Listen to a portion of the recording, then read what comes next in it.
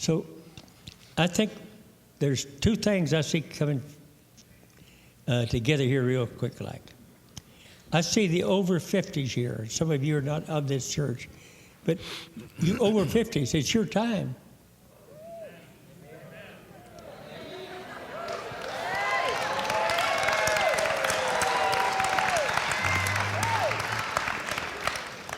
I believe it's... there must be somebody here over 50.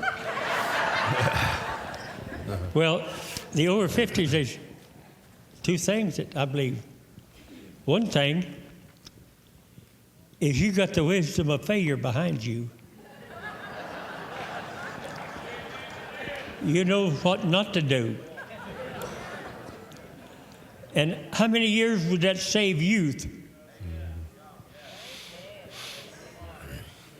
So I think you're a mercy and a grace to youth.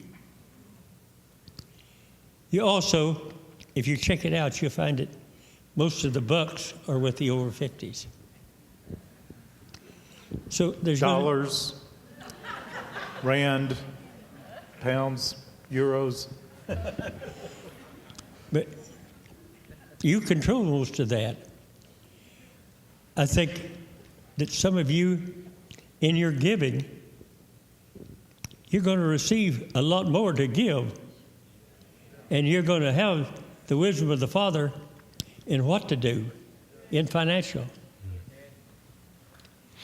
And I think one of the things that you will support, you'll buy a lot of hot dogs and toilet paper for those that are youth.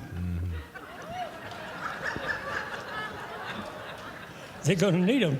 They don't require that much. But youth are going to break forth this year, and you're going to break forth first. For you need to keep your hand on the pulse of what they're going to do and not let them fail where you've seen it fail before. So I don't see that he's going to let the enemy come in and bring a failure against this. For the youth are going to go.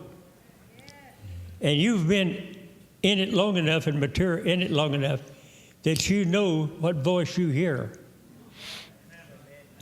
I don't think the enemy is going to be able to deceive you or misguide you.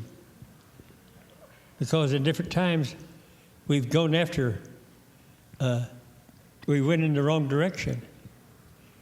But by doing that, you won't do it again. You'll not be, I don't see you going after a mirage anymore, because I think I'm looking at people that's going after a mirage long enough in their life. When you go after a mirage, you're chasing after something usually for yourself and your self-ambition. And a mirage, you go into the desert after a mirage. Well, the real city you see is behind you. The mirage you see in front of you is death. And one thing that I've really tried to get through to the over 50s, you should get a vision of being the over 100s. I mean, you're going to live that long. I have seen all kind of people in the church. It was good people. And they wanted to retire. So some of them retired early. And they just fished and hunted and loafed and died within about 2 years after they retired. I have seen people in the church that retired and got on fire for the church, and they're still around. And there's no telling how long they'll be around.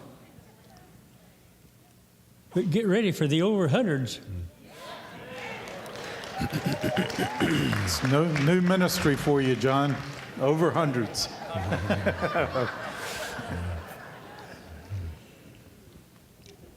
Without a vision, you perish. Right.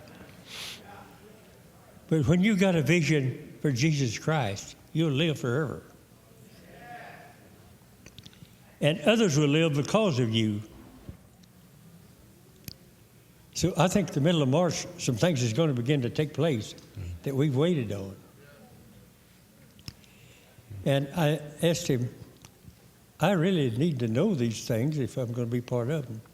He said, if you knew them ahead of time, you'd try to do them ahead of time. And I'm not going to let any of you know what I want you to do until it's time to do it. That's all of you. So you keep looking to him, and he'll take that calendar down when it's time for you to do something. And he's going to have you prepared and equipped in the meantime to do it. So you're in the preparation and equipping now. And there'll be a lot of it begin to come forth this year. And as far as I can see, the main purpose on all of these things is harvest. See, I see y'all as the first of the harvest. And your main job is to go out into the harvest and gather of the harvesters. And the amount of the harvest will be according to how many harvesters there is out in the field. For the Father is not going to give a harvest that is not brought into the barn and to be used. So get ready to go and raise up harvesters. So I think it's coming a time to where, let's say that your calling on harvest comes to an end and your disciple ministries begin.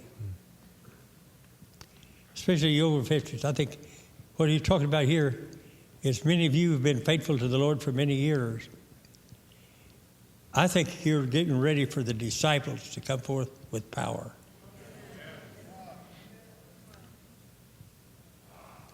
And this is what I believe he's doing in the body of Christ. Is to raise up disciples that will go forth and bring forth harvesters. And will watch over the harvesters, motivate and direct and guide them. Because there's definitely going to be a harvest, an ending harvest.